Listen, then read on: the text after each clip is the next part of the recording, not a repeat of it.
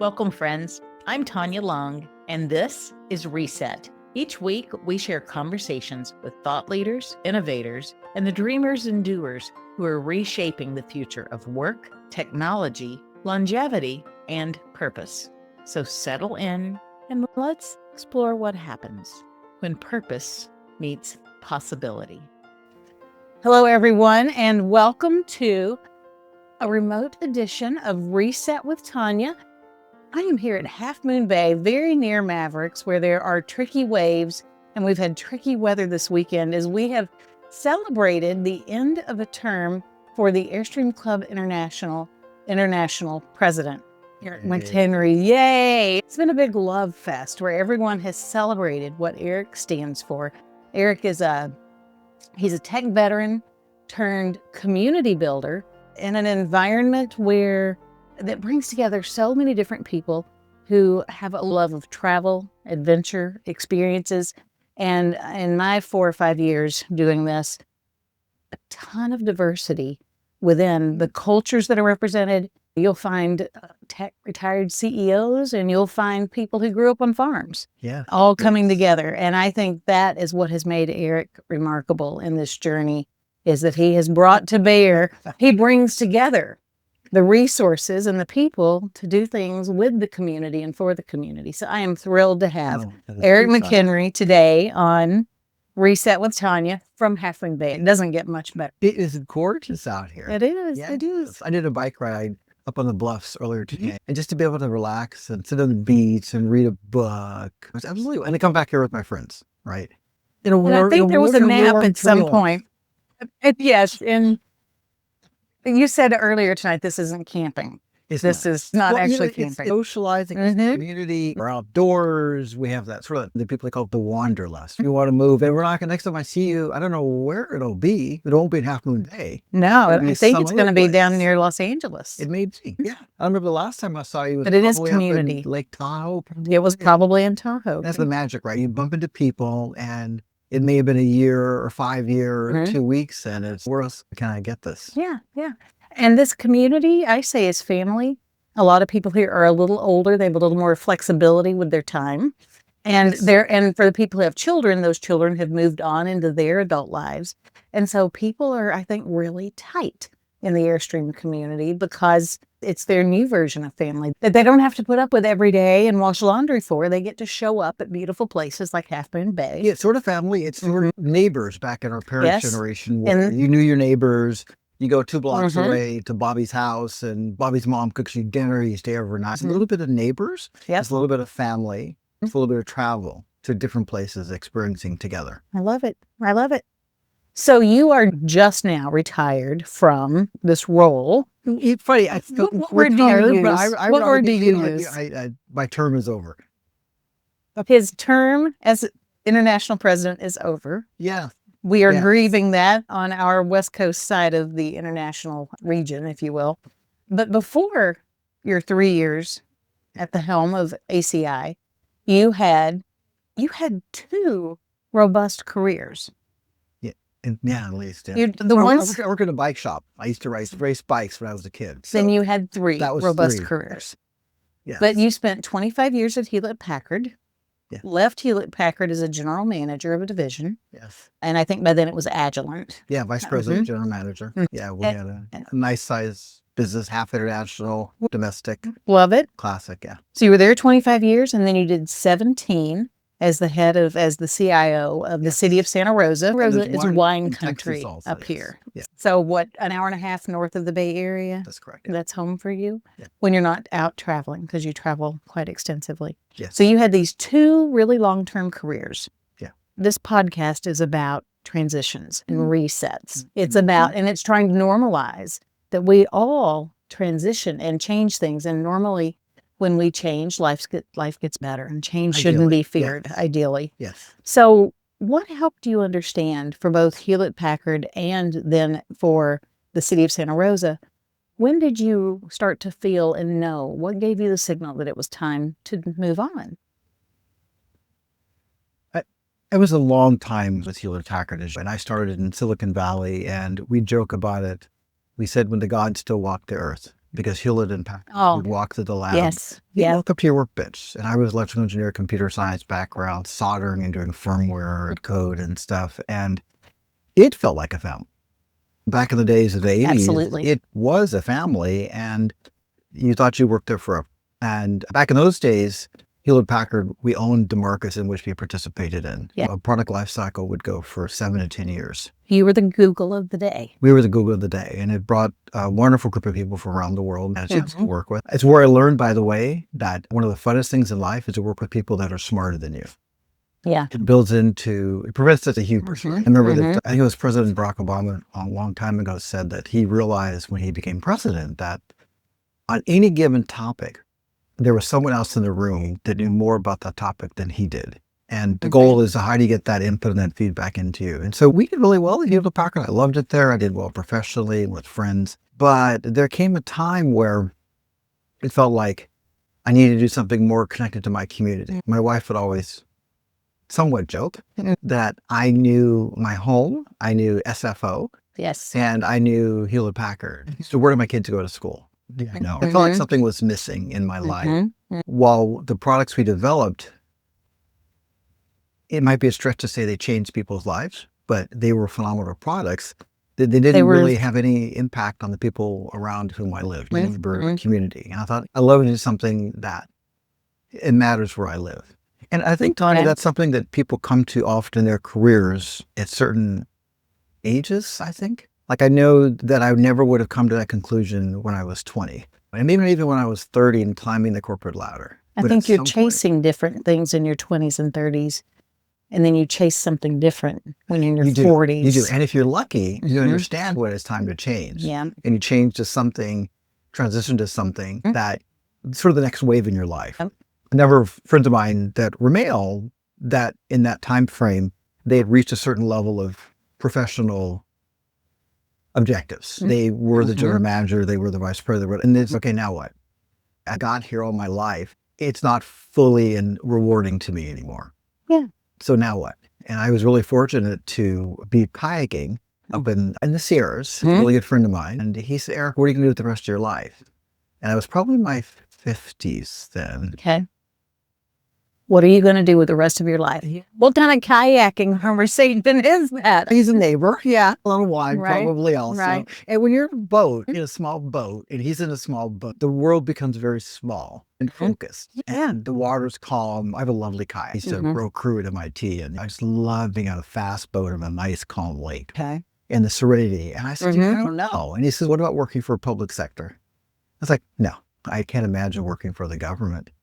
And he talked to me some more, and I trusted him. And he said, of course. The city at the time, one of the hurdles they had was building out technology infrastructure for process improvement internally, operational efficiency, but also more importantly for citizen-facing technology. You didn't have this back then, right? You would talk to the city council, you called up someone, and open government didn't exist. And he said, Eric, you have the opportunity, the background, the skills to help out locally. And there happens to be some openings coming up and so that blah, blah, blah happened. And it was one of the best decisions. So that's what took you into the CIO role. That's right. At Santa Rosa. That's right.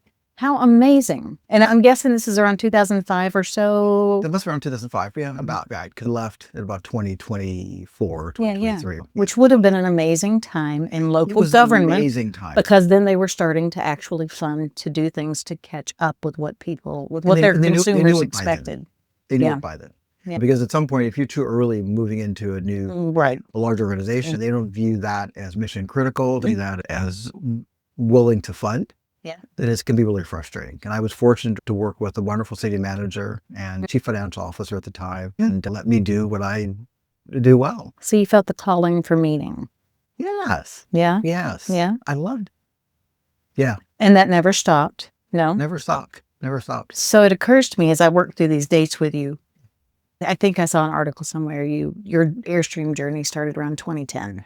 Yes. This will be 15 years in the club because we get our third star. I don't know if you know this, but in our Airstream Club, it's kind of like Boy Scouts in some ways. Or with Scouts, but it's about rewarding people for accomplishments. And so every 5 years, a member has been in the club, we get an extra little star we could choose to put up on our I haven't earned a star yet. Oh, he'll be soon. Help me soon. I didn't know about this. And I used to joke, but one time I ran into a gentleman and he probably had 10 or 12 stars on his Oh trip. my. I would write up to him to talk to him. Yeah. You would have too. Okay. Because someone that has been around the travel that he must have done. The stories they've been part of. Almost nicest man. And we talk for hours. So anyway, about 15 years in the club. So what was it like in 2010, walking into your first gathering rally, you and LaVerne, and I think you maybe had outdoor things that you were doing as a family. Yeah. But I think I saw LaVerne quoted as saying you graduated up to an adult trailer. Is that what she called it? Because people who tow Airstreams are fanatical about the brand.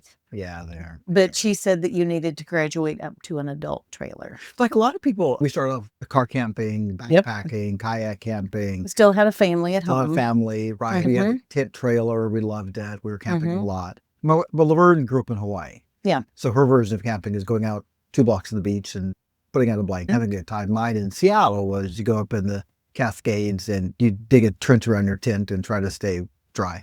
Yes. With your wool clothing. Yes. Love it. And so we started in the club, but the club was a very different place back then. My wife she's half Japanese and Portuguese. Looks Hawaiian. Yeah, you're just talking about physical attributes. I'm obviously African-American. So LaVerne, we'll say, looks like a Hawaiian woman. I'm obviously African-American. And you're an African-American man. The demographic of people in our club is not that.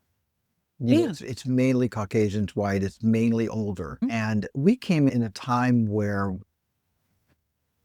we didn't see ourselves. The world was in at a the different club. time. Yeah, but more importantly, we didn't see ourselves. We didn't see anyone around that sort of reminded us of our friends. And it made us concerned at first. If you join a club, you're doing it to join a group, probably. Yes.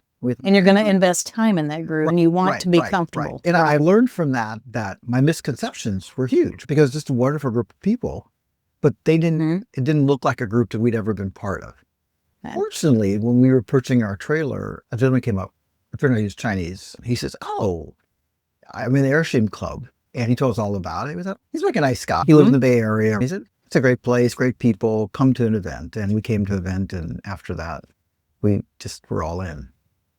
So here you are, a person that looks different from the average demographic. Correct. You look different in your appearance, in your marriage, yeah. All these things. Yeah. And then you began leading. You didn't just attend. You got so involved that you were, I'm assuming pretty soon, in club leadership. Yeah.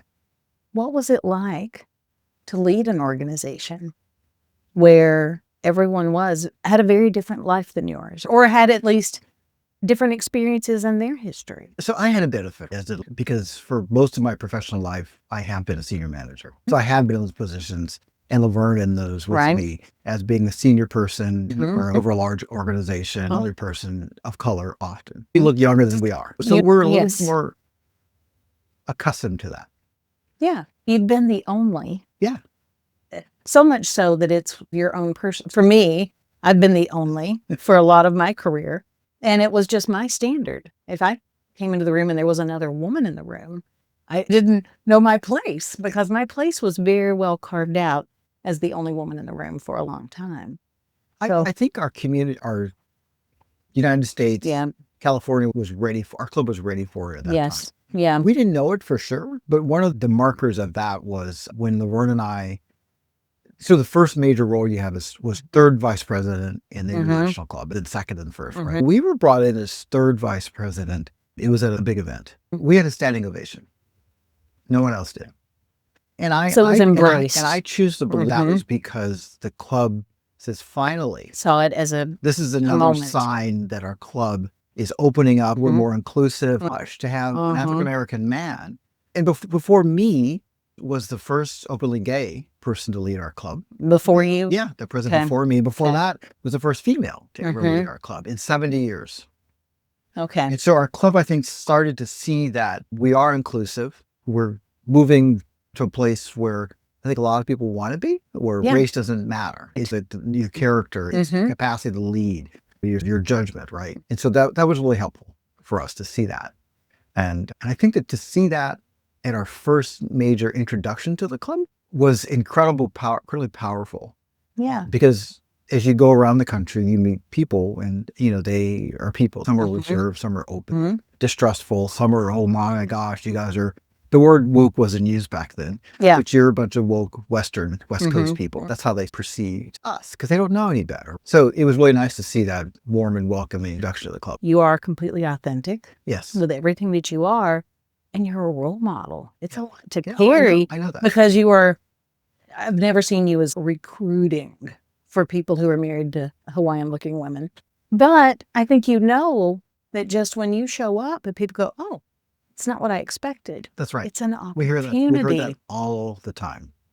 And it's usually from the people that have been disenfranchised, that are the minority or racial or sexual preference or gender. And they would come to us, often privately, and say, I was so glad to see you guys there because it made me feel like because I'm XXX, I could get into. Yeah. And it was okay for me to be different. But the other thing that we did, I'm very proud of, and LaVerne was instrumental in helping this go through also, is that our club has a bunch of, we call them intra clubs. And that's if you're in a ham radio or amateur radio. And what is it? Grains vintage, grapes and grains. Grapes and grains. Right? So back in those days, when we first came into leadership, probably 5 years ago, we didn't have that many. And LaVerne and I personally helped start and promote single women towers, women that towed by themselves, LGBTQ plus club, because that's really important. And when people see that, they see that it's been approved by the International Board of Trustees, then it's all talk about it. I'm not one to be shy on this. I talk about the fact that we are inclusive, our club is,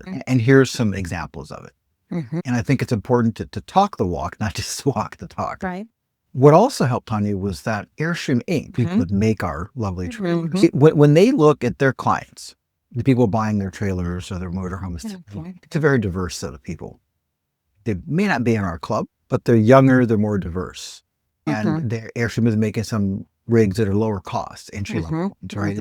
Their point, and they told me this, their CEO and their marketing director, is that, look, this are our demographics. If we partner with you, we want you to be welcoming to those parts if you're not the people for us to recommend to. So synergy helped a lot. That it was reinforced not just by some of the other people in our club, but also by the manufacturer. I think that's a retention play. It is. And there's nothing wrong with that. They were progressive enough to see if this demographic in purchases was broadening and diversifying. Yes. The club had to mirror those values. Yes. Because people, not me, but other people, the Airstreams tend to graduate. They'll start out with a 16-footer, and then they go to a 20, and then they have kids, and they might pop to a 30. But people graduate in their Airstreams in terms of size and accommodating families. Well, it's also the brand stickiness, too. So I was at Airstream every year puts on a meeting for their dealer network, which are the general managers, owners, or other dealers, right? So we got invited to go for the first time 3 years ago, and I helped present to the general managers. But one of the key messages that Airstream, their CEO and their chief marketing officer said, and their VP sales, was that we want brand stickiness. And the number one thing that we've identified that keeps people buying Airstream over and over again is there's something that they lose if they don't buy it. And right? Say that a different way. Okay. The number one thing is that love the trailers, but they understand that if they go to some other brand, they will lose this community they've built up. 100%.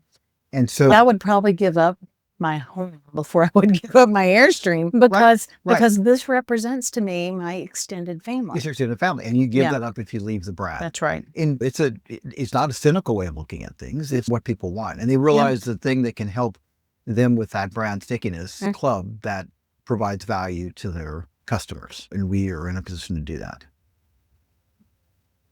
I love it. There are very few brands, as I can think of it, that have accomplished the creation of such a tight community. I bought an Airstream because it seemed like the thing I wanted to buy. I didn't know there was a community. Most people don't. But now that I do, there's just no way I would ever have any other nature experience other than this one. That's right. Right? That's right. And if you look at the Airstream ads, I call it aspirational ads. They're right? Yeah, they are the ideal life. You're with your friends or your family, and you just at a creek or a lake, right? Some you're with a bunch of people gathering around and going on a tour of New Orleans or camping in some place up in Yellowstone together as a group. So it's all those things. And I think that people want choices. Like and LaVerne and I, we love to go up into Bureau Land Management, BLM land, be alone, or go to Death Valley and hang out. There's the two of us. That means not an organized experience. Yes, not a campground, not plug-in power, sewer, cable. That means like you're just on the land. Yeah, and one of our favorite outings, we were in Arkansas for the solar eclipse about a year ago. And we were in some dude's hayfield in the middle of nowhere. And there's about 40 Airstreams in a circle, just off-grid camping for about 5 or 6 nights. And one of those was the eclipse. And it was just such a magical thing. Yeah, and memories. Yeah. Memories. I don't know of many places where you can expect that you're going to have experiences that you're still talking about 2 years later, that you count those as like milestones in life. And we remember the people that were there. Absolutely. Yeah. Absolutely. Like when you pulled into this rally and there were 35 or so trailers here to celebrate the end of your term. Yeah. Friends and family level people all cheering. There was a drone in the sky. The only thing we didn't have was like a drone laser show spelling out Eric McHenry in the sky. But it was wonderful. I think about it as repatriation. So in my career at Hewlett and Packard, I did a foreign service employee assignment. Did 2 years abroad. Where'd you go? I didn't know this. That doesn't count. You tell a Canadian that? I would not, under the current climate. That would not be my intention. It was abroad, and it worked out well for us. But the problem is, when you do that, you step out of your local management chain and the hierarchy. And so when you come back to the States, there's a process called repatriation. So how do you fit you back into where you came from? And that's what this was about for me. Maybe not for y'all, but for me, it was like, we've been gone. We've been on the road for 6 to 7 months out of the year for the last 3 years. And a lot of people here at this local club were used to be our local family. We don't even know. We see them once or twice. And it's how do we fit back in? Yep. And this was a wonderful sort of open arms. You're back. Welcome home. We're still here. There's new people here also. We're looking forward to rejoining our local family. I love it. So that's what it was for me. I love it. I'm not quite done talking about your leadership, though. Let's go. And it's the resets that we have and that we explore in life. And you transitioned from tech corporate to local government, dramatic improvements, local, still tech, but what you were doing really was changing people's lives in terms of how they were serviced by a very important community here. And then you began to manage a largely volunteer community. Yes. Right? And manage is not, that didn't feel right. Airstream Club. Airstream Club. Yeah. So what skills do you think, or experiences from your more work experience translated because you talked beautifully about the kayak moment where you understood that doing something for local government, using the skills you had, would be meaningful. You were looking for meaning. Yes. You pulled technical skills into meaning. So when you transitioned into the Airstream role, what were you pulling forward into that? I'd say, ironically, the part that most was my public sector, it turns out, background. Because if they're working for a city, say there's 200,000 employees, and they don't really know who the mayor is. They don't care who the mayor is, the city council members. All they care about is the lights go on, their utility bills are reasonable, their streets are cleaned, and there's no high-rise built next to them. I'm simplifying a lot. But they're disengaged. They view public government as to be in the background to make their life as a citizen work well. And you think about the Airstream Club. People join us because they want to just have fun. They want to go to a nice rig, time. That's all they care about, by and large. Well, I think that our job as leaders of an organization is to understand that these are somewhat disconnected people from the leadership. They just want to have fun.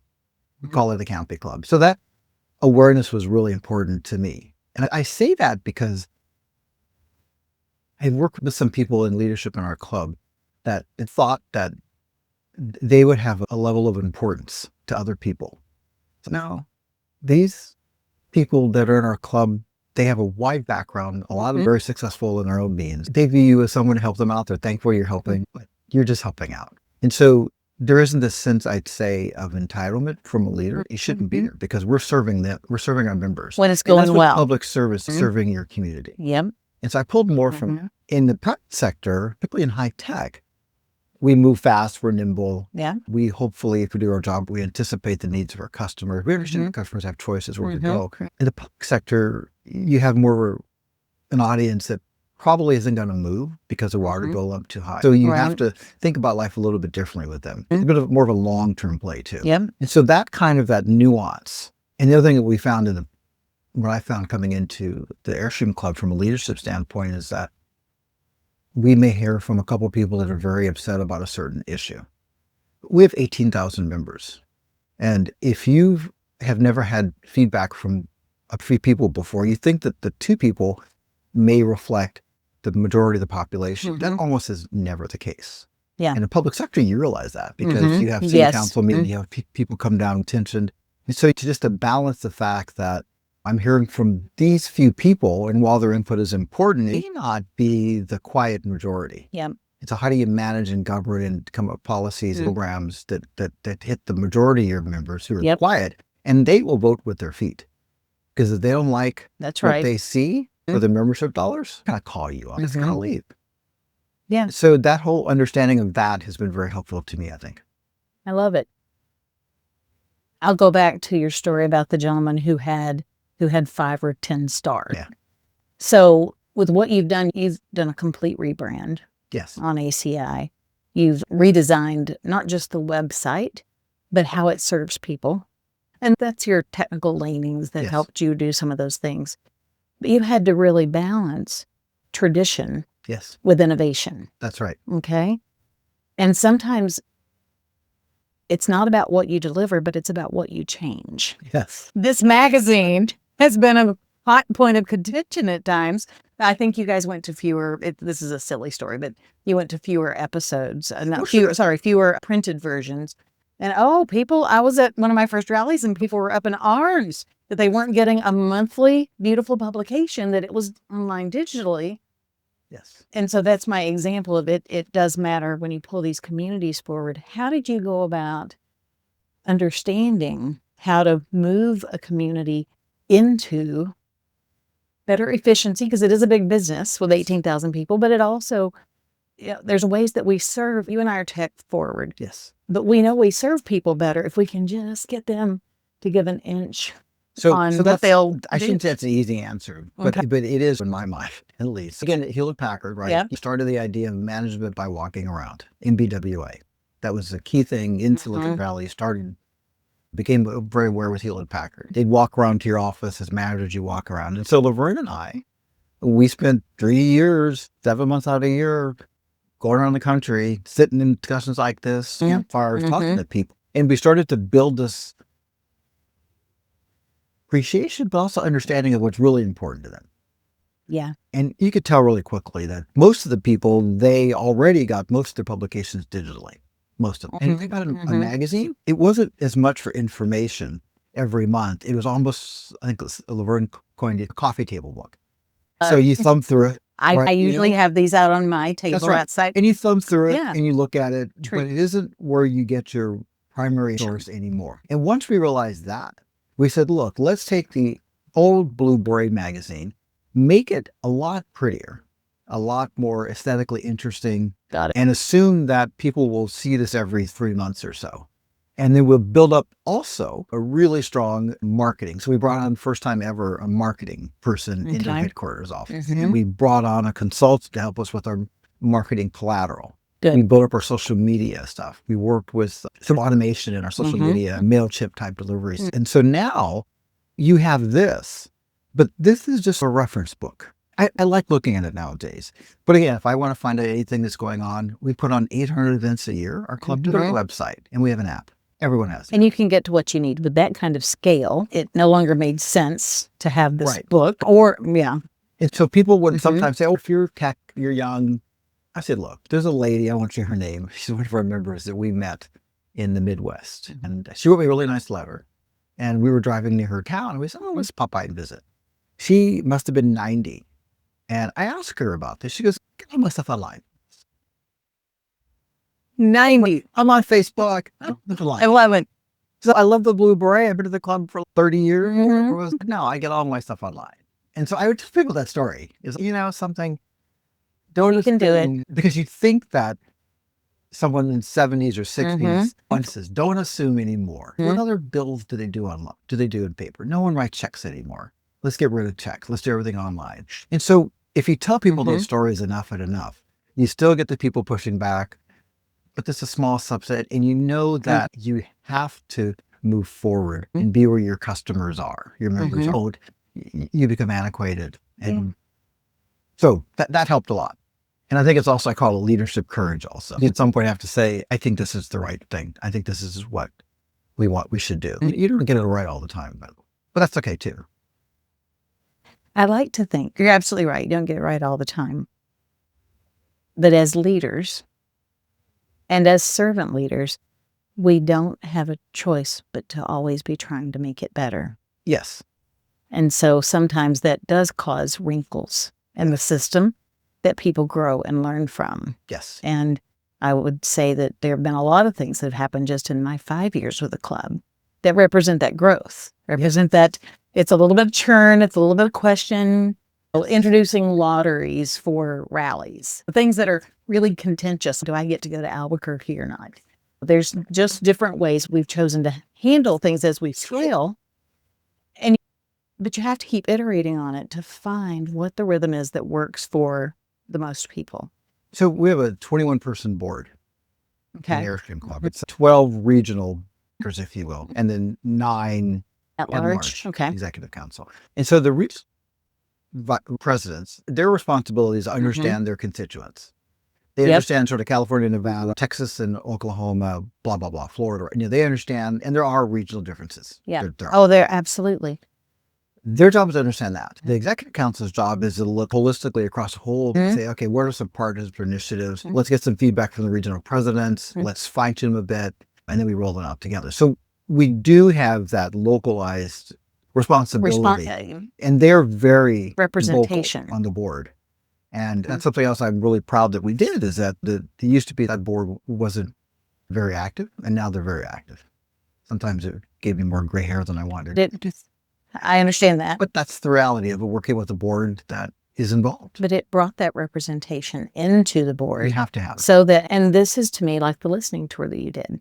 Yes. When you first started, and whether you knew it was a listening tour or not, it was your ethos. It was how you and operate. That's right. And from that, you learned and had insights, and then had leverage and influence. Eventually, I don't know if that was your design. I have never felt like you wanted to grow up and be ACI president. That was not just evolved but through. You want to be successful in any job that you do. And to do that, you have to have that collaboration. You have to have the trusted people, people that can call you if it's Eric, this is a stupid mistake. And you have to have sort of the confidence of the members. I met this guy, I met his wife. He's like a great guy. I think he's on some good ideas. I'm not sure everything, but I'll give him a try. So what has been your biggest challenge in bringing together, because I would characterize the 18,000 group as being diverse, but also very passionate. Yes. About what they hold on to. Yeah. So what was the biggest challenge in working with those dyed-in-the-wool must-dos, as you naturally are a change maker? So one of the comments that, and I'll tell you a little story about this one. So we started this thing, LaVerne and I did, with the corporate manager, Lori, when I first started 3 years ago, and we called them campfire chats. Okay. A lot of companies would do this. They do quarterly or whatever meetings, all employee meetings. Now, 3 years ago, this was in the middle of COVID, right? Yeah. Okay. Right, yeah. Or eventually, right? And so we started these quarterly campfire chats, and it was a way where I got on for an hour, once for the East Coast and one for the West Coast timing, to say, hey, look, no real agenda. Ask anything you want. I'll answer any questions, give us your feedback. And that was hugely important, because what it signaled was that approachable, wanting to listen. Right. In one of those, I got the question, why do you talk so much about the growth of the club? Growth of the numbers. But that's a very telling question. It is. Yes. Keep going. And I said, the opposite of growth is stagnation. And we don't want that. If we can, a lot of other social clubs around the world, be they Kiwanis or Scouts or the bowling leagues or whatever, they have gone down. And I said, so if we don't grow, we will have an aging membership, and at some point we're going to go away. But we have to pay attention not just to the needs of our legacy members that have been in for 10 or 12 years, but also the 0 to 3 years. And that was the biggest challenge in our club. Because rightly, if you've been in the club and it's your family for 5 years, 10 years, you may not want to change some things. And why should the new people cater to them? And I'm serious. These are really understood. These are sort of family neighborhood types. That was my biggest challenge. How much do you force push change on things that are working? Because it's working. Is it a metaphor or analogy where you're trying to push a kid on a swing and you can only push at a certain rate to make them go higher? If you try to push too fast, it's like, damn. You don't push hard enough, the kid doesn't go anywhere. You did that with your kids, huh? No. Yeah. Got to push it. But from an organizational standpoint, there's a sweet spot of knowing pushing a little bit harder than maybe you think, but not too hard, and scaling back sometimes. And that's a lesson that I have a hard time with because can be somewhat impatient also. Yeah. That's my biggest challenge as a leader. But that's leadership. Want everything moving fast. Some organizations are not ready to move fast. And the other one, organizational change, they say, hey, the CEO, Agile at the time, he told me that if you look at organizational change, there's 1/3, 1/3, 1/3, right? A third of the people are like, yeah, let's go do that. The third of the other end are like, no. But there's this third in the middle that are, I don't know, it might be okay. Might be. Don't know. What's the climate? Those are the people you focus on. Okay. If you focus on the 1/3 like this, you're not going to get anything done. You want to focus on the 1/3 that's going to do it, but really it's people in the middle because they're going to get they're some already really committed. They're changed. It's the people in the middle, right? Because they have really good questions and really good concerns. And if you can get them on board, I love it. Then the organization by and large will move along. And so that's a part of the thing we did also.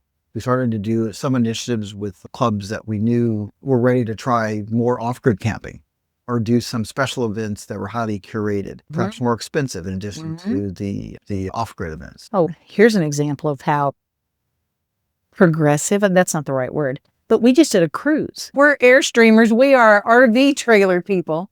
And I didn't go, but it was on an Alaska cruise. And people are talking about it here. Several people here went and have spoken about because it's community now, right? So trying out those experiments, if you will. That's right. Led to people evolve, because Jason, I think, is the one who spearheaded the cruise. Yeah.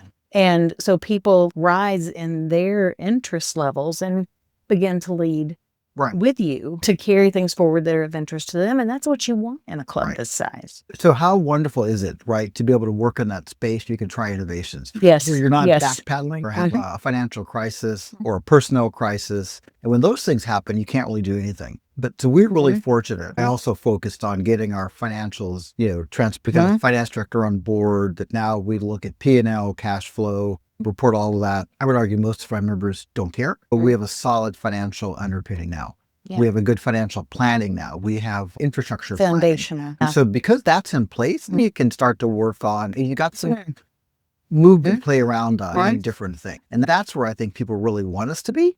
Yeah. We're looking on services that help them get the value out of their membership. So, anyway. I love it. So what's beyond Airstream for you? Because this is just a chapter. You may look 40. Look at that camera. You may look 40, but you're not. Here where he left off. So I'm thinking that's okay. You do. Personality and look. Do you play basketball? I do not. Okay, then you're not quite Barack Obama, but I'm not. So my interest right now is local.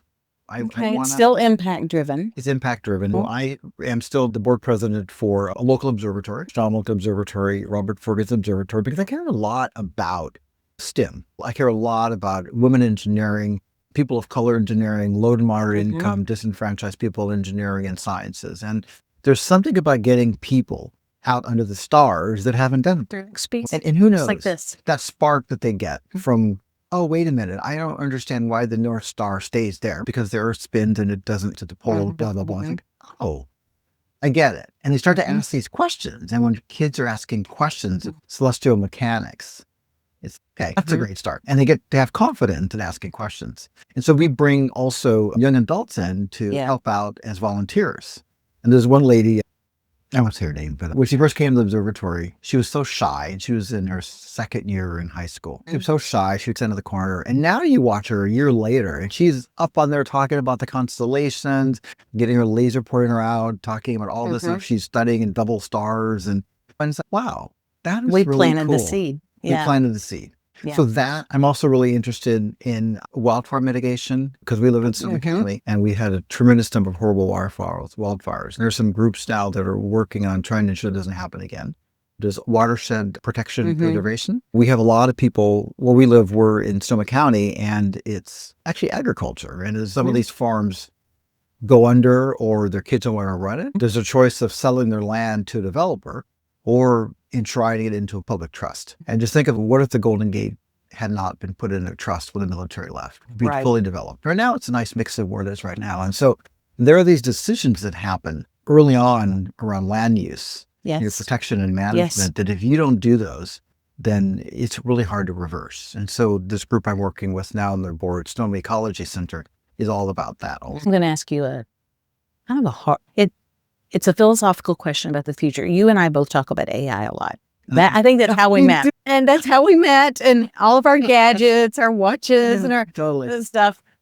But as you said that, and I'm thinking about, I moved here from Tennessee 12 years ago. And Tennessee is rural, largely. But I moved to California, and there are so many expanses of beautiful land because people made moves 50 years ago to protect those spaces. It's the West. We made a lot of good decisions that allow us to drive down 280, for me, down 280 from San Jose to San Francisco. And there's just beautiful rolling hills for the majority of it. Yes. But that was intentional design 50 years ago, investment, commitment, but working to preserve and protect those things. That's right. With AI, what do you think we need to preserve and protect for the future of your grandchildren? Oh my goodness. I told you a hard question, but it's hard pops into my. I think that kind of longer term thinking is missing, because we're all in such a hurry developing with this new tech for speed and more. And we are not taking as much time as I think we will be. And as we settle into this and looking at how to protect the future with this technology. So as an enabler. As I answer this, I'm also very cognizant of the fact that when I grew up, I used paper maps, and now I use Google Maps and GPS satellites. I don't feel I've lost anything huge. I grew up using slide rules, and now I use calculators. Or if I just ask my phone, ask ChatGPT. Again, that's something that, so I know that change happens, totally fine with that. What I'm really concerned about, though, is the interpersonal communications, the interpersonal experiences. Okay. Yeah. I think the pandemic exacerbated my concerns there, because people got accustomed to being by themselves. Yes. And a little nervous about being with other people, and losing a little of work from home also, using a little bit of so I worry about that. And I've been playing around with the ChatGPT 4.0 and interacting with it as a person. Sitting out on the coast today, and I figured, I have my AirPods in, and I'll just start chatting with it and ask some questions about, hey, I'm done with my term. I'm feeling a little, I don't know, missing something, not sure what it was. Phenomenal conversation with my A in my head. Not in my head, my voice in my ears. Right there on the beach. And I thought, I should be talking to a real person about this. Oh. Yes. And I do. But 2 years ago, I never would have had that opportunity to have that discussion with, quote unquote, my AI. Yeah. And so I worry where that might lead us, because it will come to a point where I or my kids' feel more comfortable. Actually, I would say feel less comfortable talking to people than they do to their AI about something that's personal to them. I don't think we should talk to all of our friends about things that are personal. That said, I worry about that because it's so easy. And my AI knows me. Doesn't get anything I told it. That's right. And your AI is on. Pick up the conversation. It's not, remember when I told you? Yeah, I remember. But more AI, 24/7 available to you. Yes. 5 a.m. when you're starting out on a birding walk. Yes. It's available to you. LaVerne is still snuggled in and sleeping hard. Yes. I think for those of us who don't want to be a burden on others, depth is hard to come by these days. I know. Right? I know. No, it is. And so that's why I love coming to these rallies, because I've got a handful of you Yeah. that I can. So I'm an introvert. I think you are too, a little bit. Maybe I don't know. I love being by myself. And I realize that this helps me get me out of myself. It's nice. I worry that even me, I can easily see myself directing a lot more personal attention into an AI conversation because, yeah, you know why? I don't know where that's going, but people are worried about, again, a whole bunch of things years ago. People are driving cars. Where's that going to go? Oh, I'm not driving stick shifts anymore. Who drives a stick shift anymore? I totally get that change happens, but this one feels a bit different. I'm talking about this displacement or changing of jobs. Right. That's a whole different thing. Understand that. We could do 2 more podcasts on that. Yeah. So I get all that. Right. So I am an optimist most of the time. And I think we've had some semblances of snippets of conversations. I think people are going to create more community. With AI. Or the changes AI will shift in us. Humans are seeking more connection. Yes, more people are hiding at home, hiding behind the Zoom. What makes you think people are looking for more connection? Because I experience it in the groups of Bay Area based tech community people are not going into the office anymore. Yeah. And they're creating things like next weekend, I'm going to be at a thing called the Decelerator. 40 unrelated people. They're used to that would be a company retreat. Yes. And you go bond as a team. Yes. Now you've got people independently finding each other and saying, let's invite more and more. And those communities grow. And if you look at the individuals, they have nothing connecting them except maybe a technical interest thread. And they're getting together and they're picking things out of the garden and doing yoga in a barn. There's more and more of that because I think people are seeking it out. I think there are plenty of people that are afraid to be out publicly because now they don't have to. They don't have to go into the office 5 days a week. And so they're like, I can stay home in my yoga pants. Nobody will know if I didn't have a shower. Yeah. It's a convenience. But more and more people I see are seeking. A friend of mine wrote about on LinkedIn that he took a Lyft ride and the guy driving the Lyft was a software engineer. And this friend of mine, he's a VC, and he said, software engineers in the Bay Area do pretty well financially. Why is this guy picking up rides? And so he asked the guy. Sure. He said, what do you do? And he said, what are you doing driving a Lyft? And the guy says, I'm single. I live alone in my apartment. And he said, so I pick up shifts 1 or 2 nights a week because I just want to be around other people. I met a lady doing an airport shuttle that said exactly the same thing a few months ago. He's choosing it. He's not doing it really for income. She said, I'd like talking to people. Yeah. Interesting. And to plug technology, these technologies like Lyft, like ride sharing apps, that's technology is enabling people. He's not stuck at home alone since he's not in a coupled situation or whatever. He has other opportunities now that's not going and sitting at a bar. Because some people that are introverted or whatever, he can choose these channels that have been enabled by technology. I agree. I just don't know where it's going. But I'm optimistic. I remember my mom used to tell me that when she was young, there was a big thing about getting a phone in the house.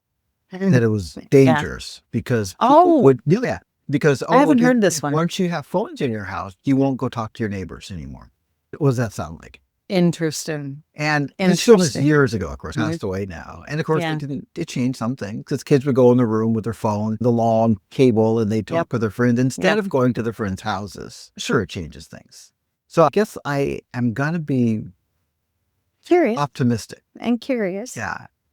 And I do have to say, though, from a technology standpoint, as you and your listeners know, it is really amazing from an office productivity standpoint. Again, on the bank I'm on and the boards, we're starting to use it now in a way that allows us to not really stay down at the lower level of data manipulation. You can totally get insights. You can see things so much more broadly. Totally. You can ask it about this. When you think about any odd things you're seeing in this data set or trend, as long as the data is accurate and that's a separate issue, which we know about how to manage.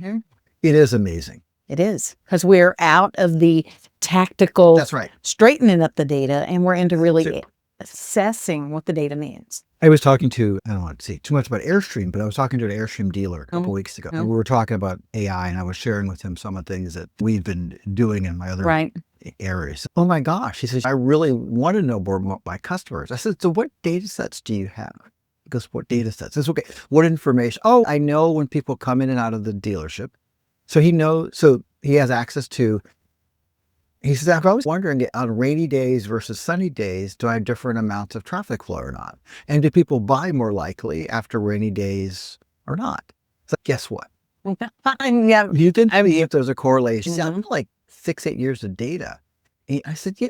I said, you may not in your head know if it was raining or not. Guess what?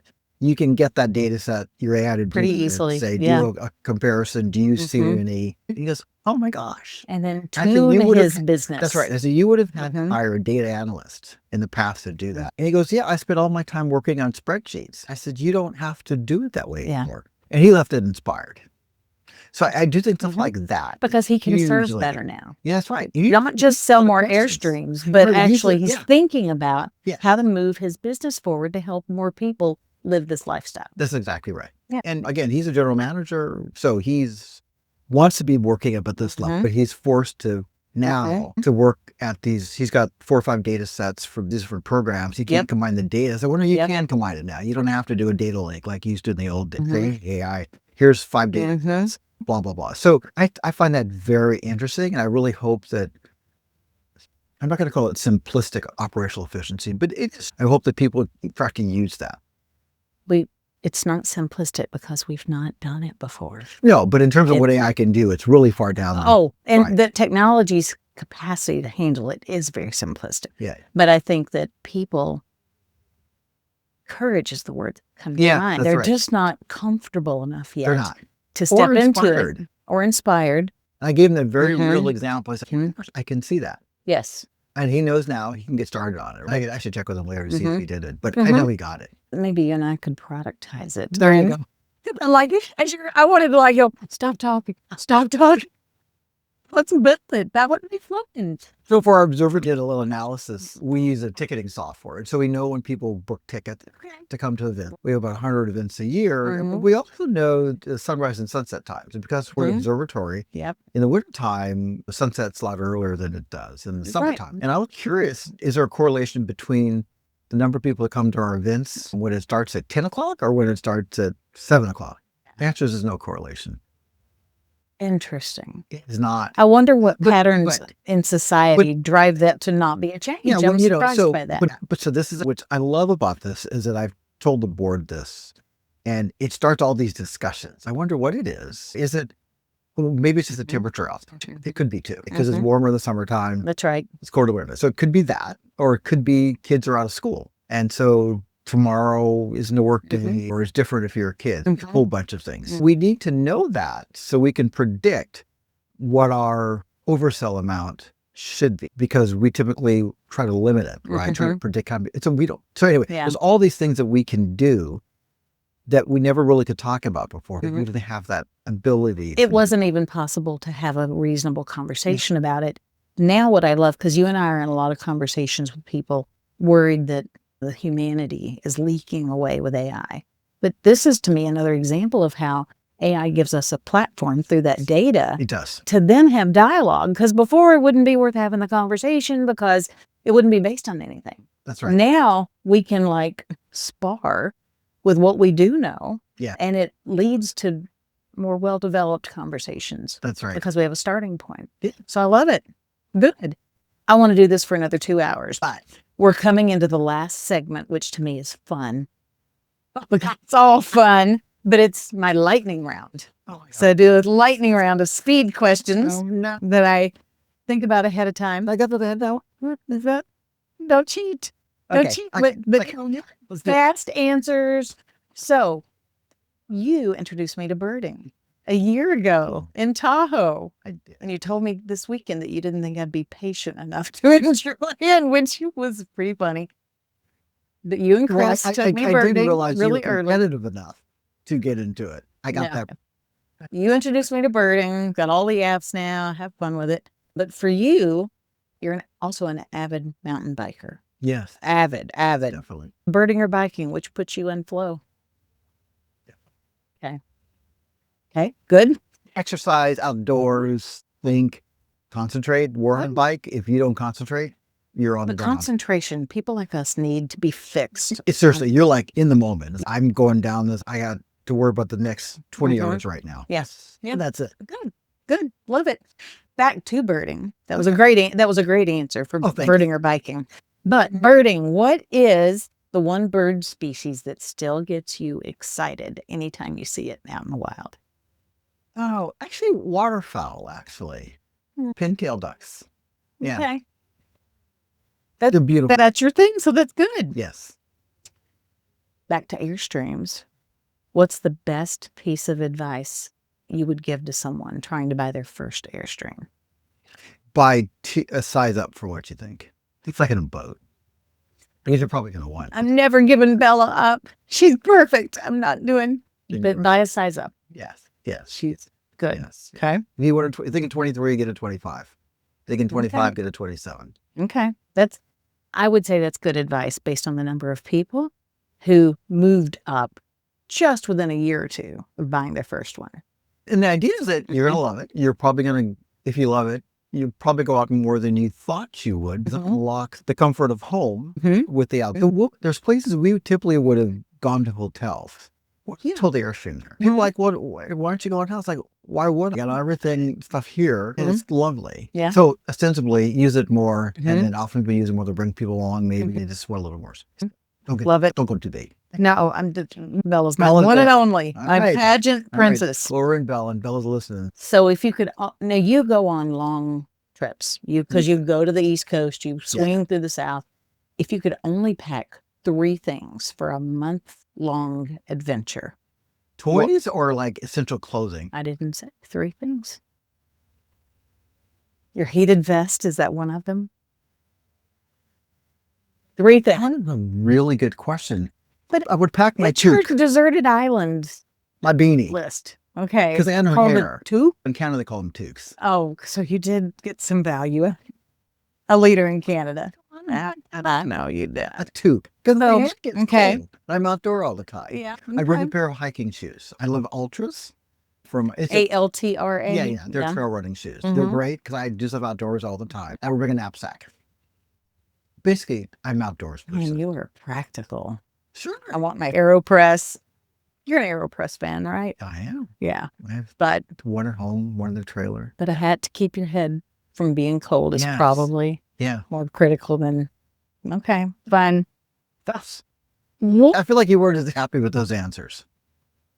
They were very practical. I'm an engineer. Practical. He's wearing a heated vest. Like he can change the... We're bring my heated vest and my AirPress. You introduced me to apps, which is a rare thing for a friend of mine. It's also fun. You have toys. That's why I love you so much, because we share gadget stories. So yes. So it was a very vanilla answer, given all the things that you could have said. All right. Totally. So what's the most unexpected place that your Airstream has taken you? Black Rock Playa. Tell us more about where that. Burning Man is. Oh, you took your Airstream to Burning Man. So there's a rocket launching event. Okay. That happens 2 weeks after Burning. Okay. And it's up in the Black Rock Playa. It's a little bit east. It's probably about a mile east, 2 miles east of where the man is burned. Okay. And so when we get there, they're still cleaning up after Burning Man. And they call them afterburners, or that people stay around after. Yeah. And so we have a rocket launching con, go to observe, and you're just sitting on the playa. Like, I'm on the middle of this playa. I know the Earth curves. I totally understand that. But when I look out there, all I see is it just dives into nothing. I can't even see the edge of the playa because it's that far out, and it's curving over and it's dead flat. Yeah. That's a magical place. Yeah. And you look around, and if I started walking that way, I'd have to walk for, good Lord, I don't know how many hours before I bump into anybody. So that's the most magical place it's been. I love it. Just as a sidebar, how long did it take to get the silt out of your We think of it, it's all about positioning. Please frame it for me. Annual cleaning. Oh, okay. Yeah. Okay. Oh, okay. We'll talk about that offline, because I'm very curious what that process looks like. A couple days. Okay, that's not bad. Yeah. It's annual cleaning. Okay. Bella deserves it. Yeah, Bella does deserve it. She would love to be in the playa. But I'll keep you posted next time. I'll never forget the picture I saw of an Airstream buried up to its axle when they had the rainstorms a couple of years ago. Yeah, And we that's got kind of stuck out there. stuck with me. Okay, fine. Nothing else. Adventure. That's right. That's right. Which leads me to, I actually got one more question. You look at than the that one. pictures of Airstreams back in the 50s. Oh my God, with Wally Bynum crossing rivers in Africa. With machetes hacking out trails. With a station wagon. We fight about these big monster trucks that you have to have this major engine to pull these things. I don't have an SUV. But Wally pulled them with essentially a station wagon, and they were huge and heavy and not optimized like today's materials are. It was amazing. You had warm a knapsack and some boots, and you're all you. Wisdom of the ages. What's one outdoor skill you wish you had learned earlier in life?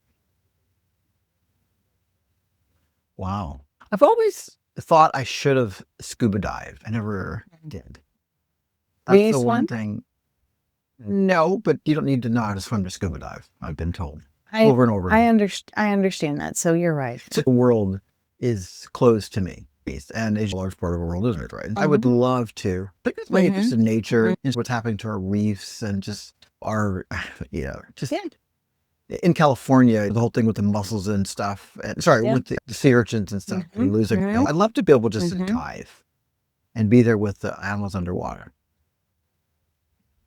Okay. So if you had it to do over and invested time and learning a new skill. That diving class that a number of friends have asked me to do over the years, I always said, You were more fit than most 30-year-olds that I know. My point is it's not too late for you to go to that scuba diving class. I know. And I didn't mean to lecture you in this conversation, but I have to wag my finger and be like, my friend, if that's something you want, that is completely achievable. I understand that. But there are priorities. There's only sort of time in the life, time once in the day. Yep. I forgot what I got all excited about a minute ago and said it's the last question. But what's the big adventure that is still on your bucket list? I've never been to Alaska. I know. You're kidding me. Every flipping elsewhere and never to Alaska. You've been everywhere else 3 times. But I have a dream trip to Alaska. So I'm a hunter also. So I want to be flown in to one of those remote islands, dropped and hunt and fish, and have someone come pick me up later. That's what. And the introvert in you want to hunt and fish on essentially private land. Public. Thank you, public land. Yeah. But you want to not be in an entourage of people. Probably, I probably have one person go with me or two. I really know, but small, way back in the middle there. And by hunting, of course that means you don't get anything, but you're just in a place that's just as remote as you can be with a purpose in mind, right? And some gorgeous, but I've never been up there. So that's one of my adventures. Is that something you're going to work on now that you'll spend less time traveling the U.S., continental U.S.? Yes. I love it. Definitely. I love it. And what about you? Your one adventure that you haven't yet achieved? Because you've been everywhere as well. Go on, flash question. My adventures involve shopping. Go ahead. So it's landing in Beijing with nothing but a toothbrush and my laptop and going to the silk market and buying everything I need for the week, from a piece of luggage to the things that I'll wear, to just show up. And that's for me, that's a very risky. And are you working on that to make that happen? Not right now. China's not in my radar now. It's when I was going a lot, I said, wouldn't it be great to come over once? Yeah. And do that. So I think something like that would be my adventure. It wouldn't be a physically risky external adventure like you and nature. It would be more adventure. Yeah.